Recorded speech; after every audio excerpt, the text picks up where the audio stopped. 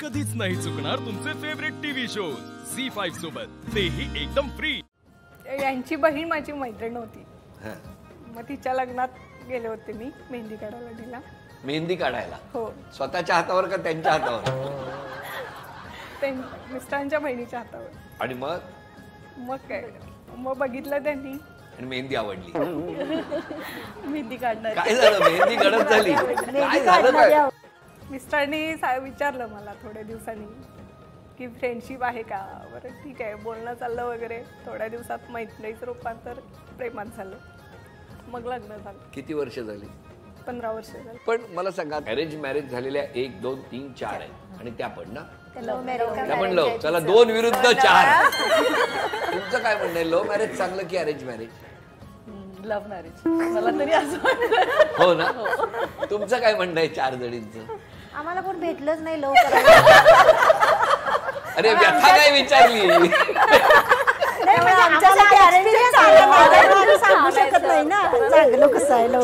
आता कसं आहे, नवरे सगळे आपले ऐकणारे आहेत, आपल्या विश्वासाचे आहेत, त्यामुळे आता वाटतं छान अरेंज मॅरेज छान वाटतं। तुम्हाला छान वाटतं? एकदम छान। अरेंज मॅरेज मला पण छान वाटलं, कारण 20 वर्षाचा संसार आहे आमचा, व्यवस्थित चालू आहे सगळं। तुमचं काय बरं आहे आपलं बहिणीने? तुमचं काय? अरेंज मॅरेज चांगलं आहे। या म्हणतात अरेंज मॅरेज चांगलं, तुम्ही म्हणताय लव्ह मॅरेज चांगलं, खरं काय? काय तुमच्या दोघींचा अनुभव काय सांगा? तिचा अनुभव जास्त चांगला आहे, विचारा तिला। यांची व्यथा छान होती, गोड व्यथा होती। व्यथे मागे त्यांचं जे सांगणं होतं, आम्हाला अनुभव नाही, आम्ही काय सांगणार लव्ह मॅरेज? बरोबर आहे की नाही? बरोबर आहे, चुकलं काही, कोणाचंच चुकलेलं नाही। घरी पण आमचं चुकत नाही हो। बोला काय? नात्यातलंच होतं आणि मग त्यांनी बघितलेलं मला आणि त्यांच्या पप्पांना डायरेक्ट सांगितलं नाही, त्यांना एटीकेटी लागली होती। एटीकेटी? हा, म्हणजे कॉलेजमध्ये असताना मग ते पप्पांनी विचारलं काय काय झालं, काय एटीकेटी लागली तुला? तर ते म्हटले ती पाहुणी आली होती आपल्या घरी राहायला, तिच्यामुळे पाहुणी। आणि ती पाहुणी तुम्हीच? त्यांनी पहिलंच जे काही वडिलांना उत्तर द्यायचं ते तुमच्यावर ढकलून मोकळे झाले। पण ती एटीकेटी सुटली की नाही? काय हे एटीकेटीचं वेगळं? हो, ते नाशिकला जायचं भेटायला तिला। काय स्फोट झालेला आहे? सांगा हो, सांगा। सरप्राईज गेटवर उभा, ही कॉलेज मधून बाहेर आली की अरे महेश, काय बघितलं मैत्रिणी? अरे तुम्हाला त्यांनी खाजगीत सांगितलं होतं मी स्पोर्ट सगळ्यांना सांगून आले, मी स्पोर्ट करणार। ती तशीच आहे सर, ती तशीच आहे। काय प्रेम आहे बघा, हे असं प्रेम कोणाला मिळतं का हो कधी? म्हणून तिला छान म्हणून तिला लव्ह मॅरेज आवडतं। तुमचं जे काही होतं तिकडे कुठे मिस्टर लग्न ठरल्यानंतर येऊन सरप्राईज दिलं असं झालंय?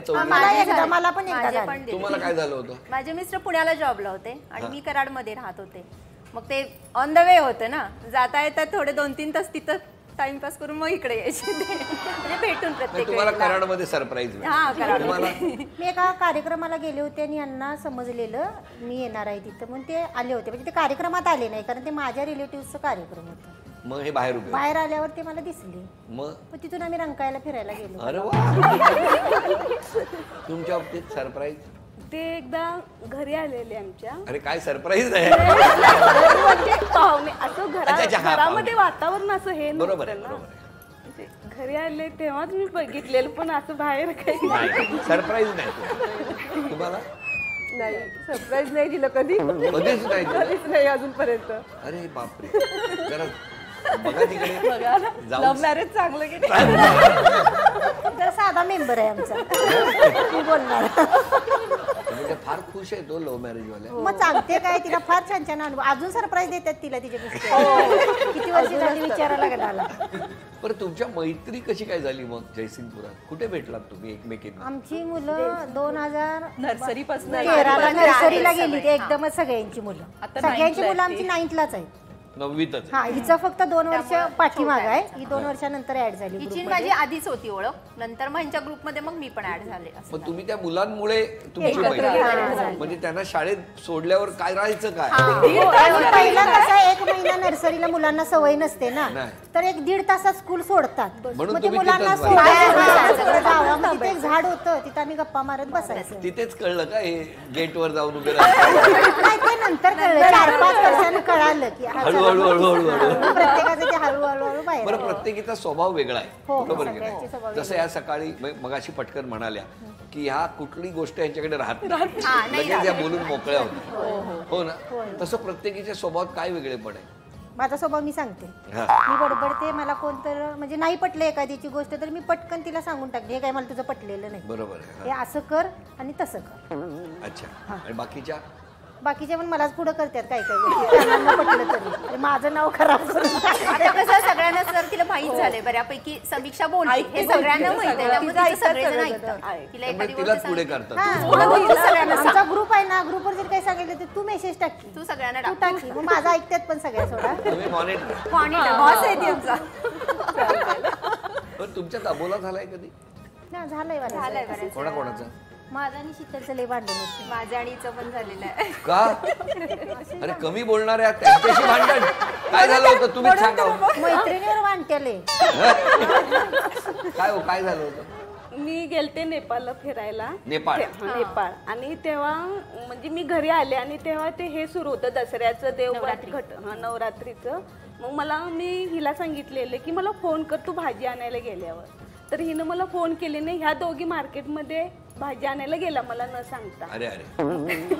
त्या दोघी मी पण मार्केटमध्ये गेले. ह्या दोघी आम्ही भेटलो मग ह्यांना समोर आला आम्ही. मग मी हिला म्हटलं का ग मला फोन रस्त्यातच भांडणार.